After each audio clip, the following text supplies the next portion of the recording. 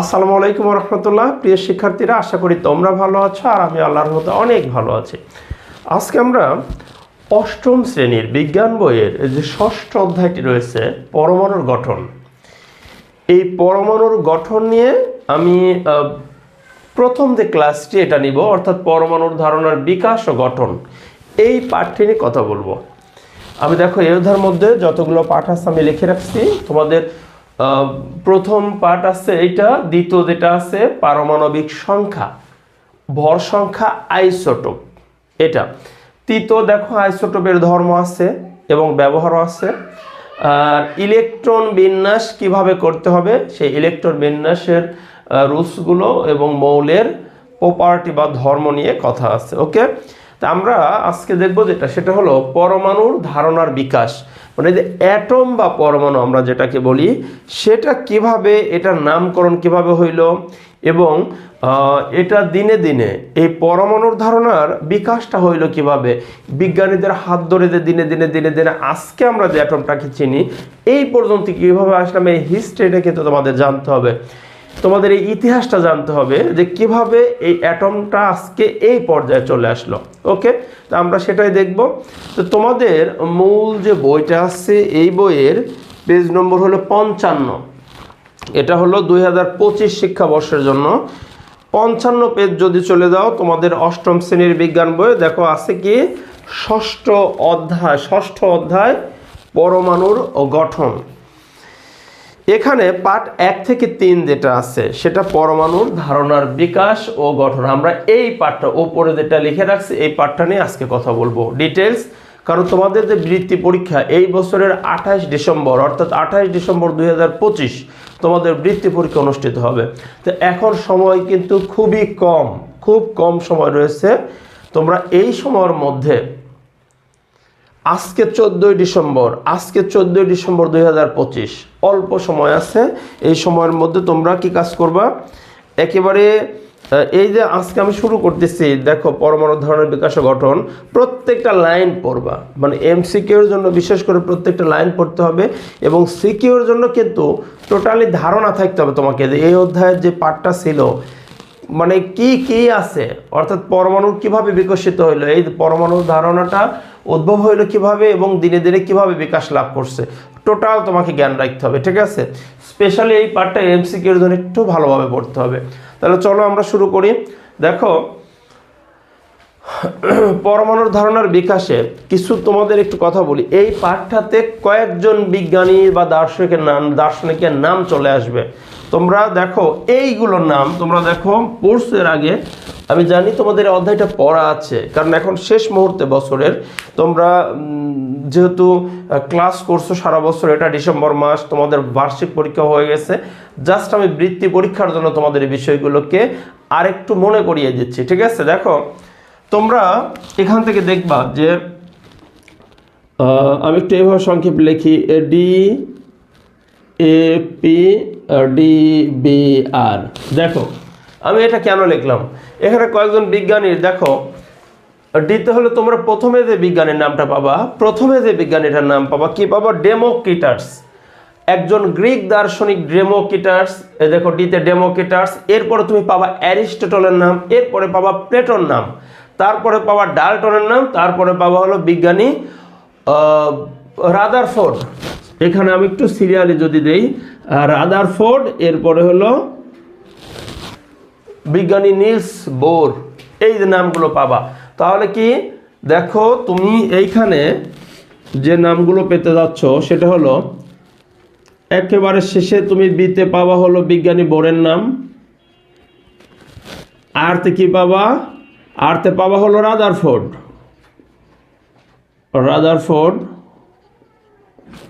আর এই ডিটা হলো John Dalton, ইংল্যান্ডের বিজ্ঞানী জন ডাল্টন।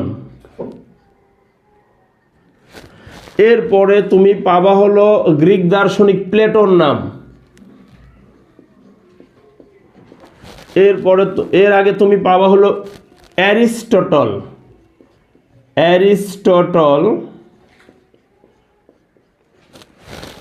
প্রথম যে নামটা তুমি পাবা সেটা হলো ডেমোক্রিটাস,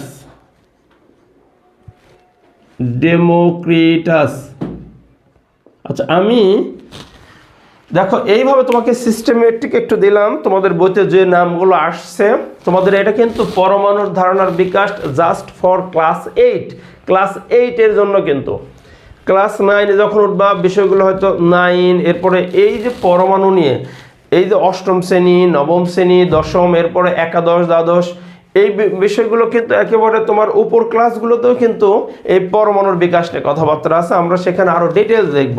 তো এখানে 8 এর জন্য দেখো যে নামগুলো আসছে কি, ডেমোক্রিটাসের নাম আসছে, ঠিক আছে। তাহলে প্রথমে দেখো যে ডেমোক্রিটাস, এরপরে Aristotle, Plato, Dalton, Rutherford, Bohr, ঠিক আছে। এখানে আমরা দেখো যে ডেমোক্রিটাসের কথা যদি বলি তাহলে প্রথমে যেটা আসছে, প্রথমে যে প্রথম ডিতে হলো ডেমোক্রিটাস, এই যে ডিতে আসছে হলো ডেমোক্রিটাসের নাম, ঠিক আছে। আচ্ছা, তাহলে এই যে আমি প্রথমে যদি একটু ডেমোক্রিটাসের কথা বলি, এরপর আস্তে আস্তে আমরা একেবারে বোর পর্যন্ত চলে আসব, ঠিক আছে। তাহলে গ্রিক দার্শনিক ডেমোক্রিটাস তিনি কি বললেন? গ্রিক দার্শনিক ডেমোক্রিটাসের কথা ছিল যে পরমাণু হলো, মানে পরমাণু তিনি কিভাবে নামকরণ করলেন, যে পদার্থ অসংখ্য ক্ষুদ্র ক্ষুদ্র কণা দ্বারা গঠিত, পদার্থ অসংখ্য ক্ষুদ্র ক্ষুদ্র কণা দ্বারা গঠিত, এবং তিনি এটাকে নাম দিলেন অ্যাটম। এটার নাম কি দিলেন? অ্যাটম। তাহলে ডেমোক্রিটাস, প্রথমে দেখো আমরা কিন্তু আসবো ডেমোক্রিটাস থেকে বোর পর্যন্ত চলে আসবো, ঠিক আছে। তাহলে দেখো গ্রিক দার্শনিক ডেমোক্রিটাস কি বললেন, যে পদার্থ অসংখ্য ক্ষুদ্র ক্ষুদ্র কণা দ্বারা গঠিত এবং যেটাকে আর ভাঙা যাবে না, অবিভাজ্য, অখণ্ডনীয়, ঠিক আছে। এবং তিনি তার নাম দিলেন কি? অ্যাটম। অ্যাটম নাম দিলেন। তাহলে ডেমোক্রিটাস নাম দিলেন কি? অ্যাটম। এবং কি বললেন তিনি? অবিভাজ্য। আচ্ছা দেখো, তাহলে এই ডেমোক্রিটাস কি বললেন? তিনি বললেন অবিভাজ্য। অবিভাজ্য, এই কথাগুলো একটু মনে রাখবা যে ডেমোক্রিটাস কি বলছেন, যে পদার্থ ক্ষুদ্র ক্ষুদ্র কণা দ্বারা গঠিত এবং একে আর ভাঙা যাবে না, এটা হলো অবিভাজ্য বা অখণ্ডনীয়। অর্থাৎ অ্যাটম শব্দটাই তিনি একটা গ্রিক শব্দ অ্যাটমস থেকে নিছেন, ATOMOS, অ্যাটমস থেকে নিছেন, যার অ্যাটমস অর্থই হলো যাকে আর ভাঙা যায় না, ঠিক আছে।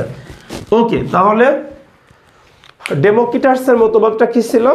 আর ভাঙা যাবে না, মানে ক্ষুদ্র ক্ষুদ্র কণা দ্বারা গঠিত একটা পদার্থ এবং সেই কণাকে ফাইনালি আর ভাঙাই যাবে না, সেটা অবিভাজ্য, এবং তিনি তার নাম দিলেন অ্যাটম। অ্যাটম নামটা দিয়েছেন কে? আমরা এখন যেটাকে অ্যাটম বলি সেটা কিন্তু সেই ডেমোক্রিটাসের হাত থেকে আসা। এবং ডেমোক্রিটাস কোন সময়ের একজন দার্শনিক? তিনি খ্রিস্টপূর্ব 400 অব্দে এই কথাগুলো কিন্তু বলেছেন।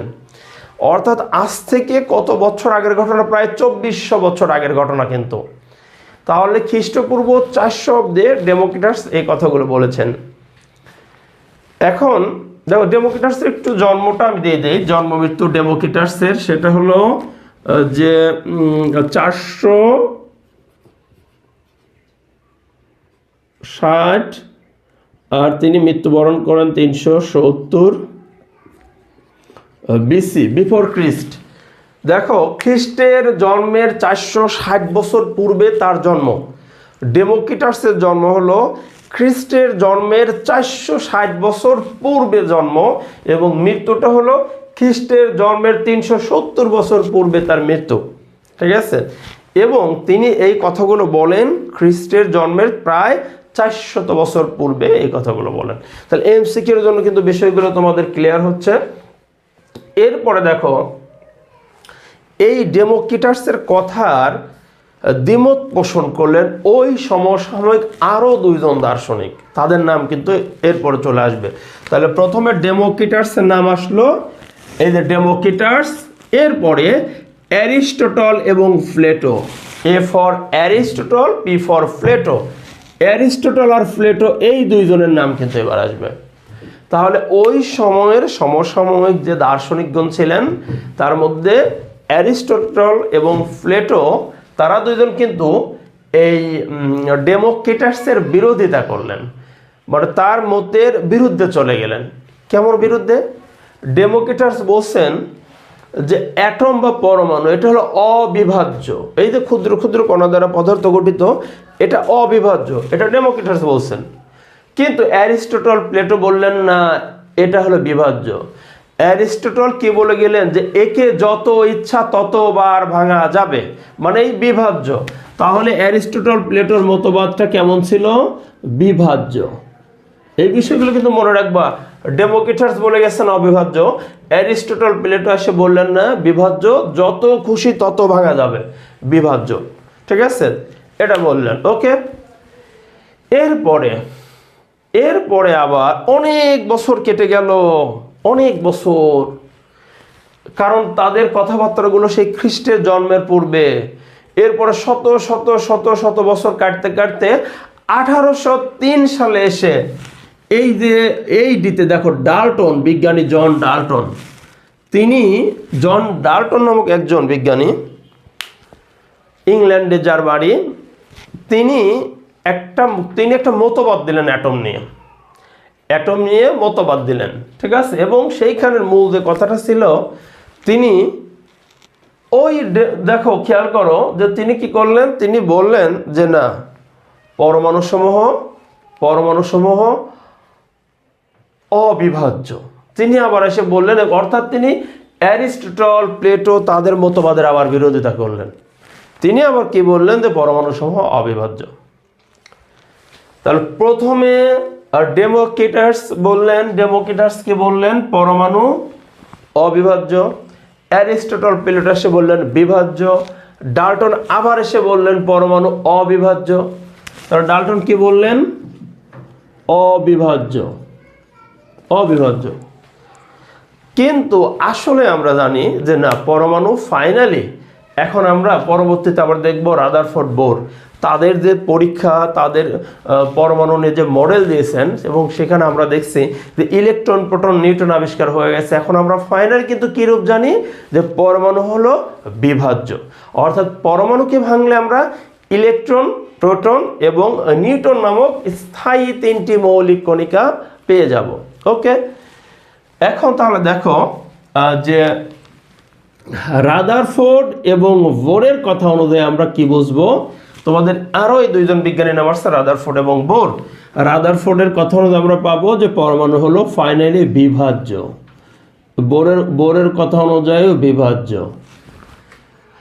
তাহলে পরমাণু অবিভাজ্য কে কে বলছে একটু খেয়াল করবা, সেটা খুব সহজে মনে রাখবো। এই যে ডি দিয়ে যে দুইজন বিজ্ঞানীর নাম আছে, ডি দিয়ে, প্রথম ডিতে হলো ডেমোক্রিটাস আর পরের ডিতে হলো জন ডাল্টন। ডেমোক্রিটাস এবং ডাল্টন, ডেমোক্রিটাস ডাল্টন, এরা দুজন বলে গেছেন অবিভাজ্য। ঠিক আছে, আর সবারই বলা ছিল বিভাজ্য। ওকে, আমার মনে হয় এইভাবে তোমরা যদি পড়ো, তাহলে প্রথম শুরু ডেমোক্রিটাসের পরে কে আসলেন? অ্যারিস্টটল, প্লেটো, এরপরে ডাল্টন, এরপরে রাদারফোর্ড, এরপরে বোর। আচ্ছা, রাদারফোর্ড কত সালে আসছেন?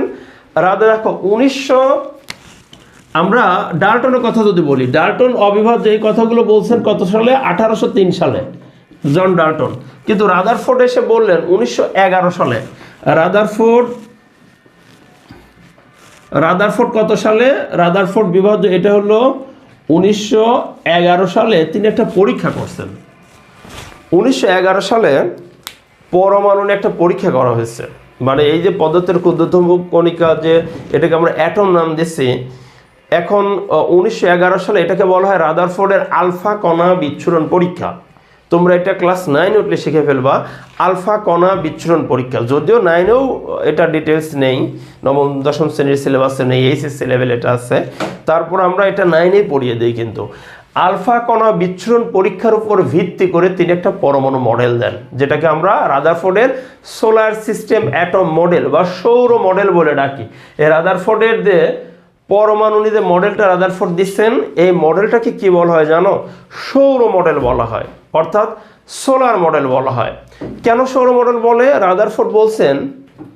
রাদারফোর্ড কি বলছেন যে গ্রহসমূহ যেমন সূর্যকে কেন্দ্র করে চারিদিকে ঘোরে, গ্রহগুলো যেমন সূর্যকে কেন্দ্র করে চারিদিকে ঘোরে, ইলেকট্রনগুলো ওরকম নিউক্লিয়াসকে কেন্দ্র করে চারিদিকে ঘোরে। এজন্য তিনি যেহেতু সূর্যের সাথে তুলনা করেছেন, মানে অর্থাৎ সৌরজগতের সাথে তুলনা করেছেন তারা এই মডেলটাকে, এজন্য এটাকে বলা হয় সৌর মডেল বা solar system atom model.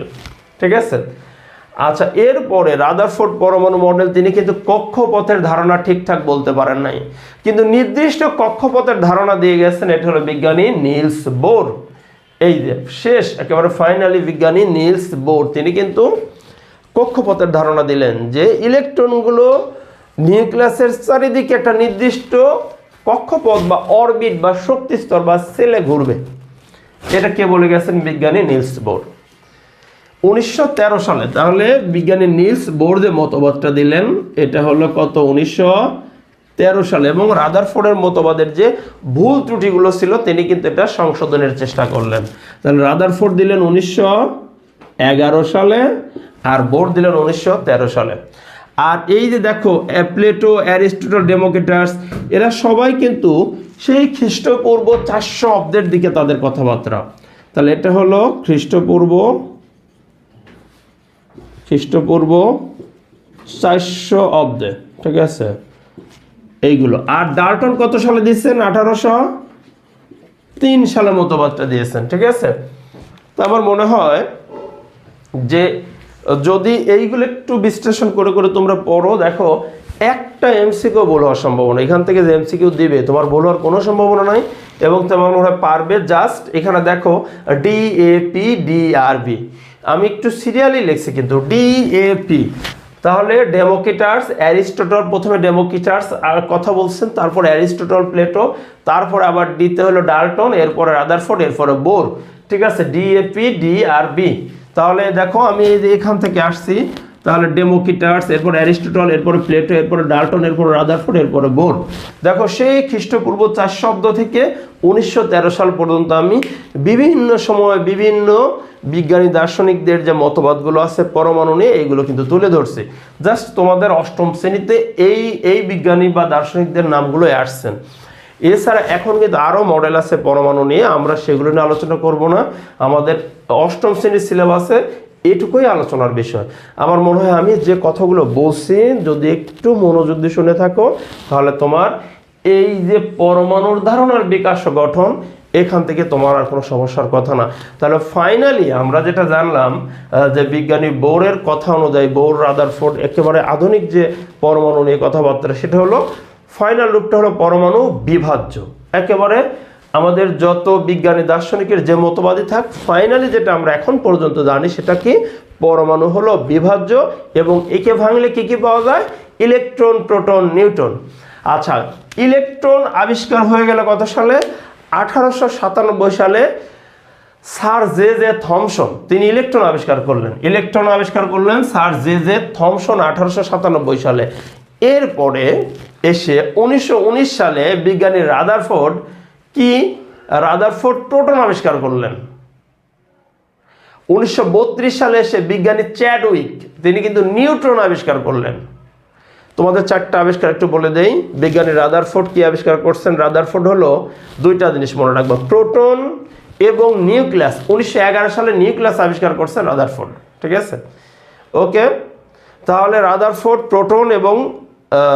Proton আবিষ্কার করে 1919 সালে, আর নিউক্লিয়াসটা আবিষ্কার করেন হলো 1911 সালে। ওই যে আলফা কণা বিচ্ছুরণ পরীক্ষা ছিল, এই পরীক্ষার উপর ভিত্তি করে তিনি কিছু কথা বলেন।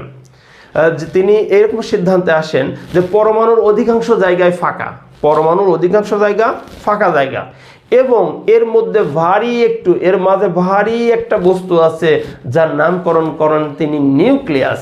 ঠিক আছে, তাহলে নিউক্লিয়াস নামকরণ করেন বা আবিষ্কার করেন বিজ্ঞানী রাদারফোর্ড 1911 সালে, এবং 1919 সালে তিনি প্রোটন আবিষ্কার করেন। ঠিক আছে।